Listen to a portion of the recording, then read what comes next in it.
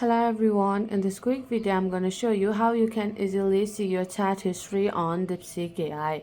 By following the few simple steps that I show you, now you'll be able to see your chat history on DeepSeek AI very easily. So make sure to watch the video till the end so you don't make any mistakes by saying that. Let's start the video. At first, go to your home screen and tap on the DeepSeek AI app icon. And then this type of interface will be shown, and to see your chat history you have to tap on two horizontal line which is located in the top left corner right here, and then you'll be able to see your chat history right here.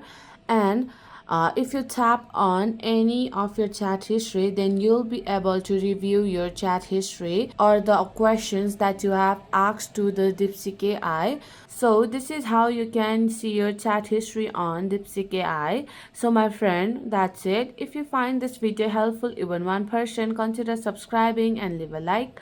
I'll be back with another problem solving video like this. Thanks for watching.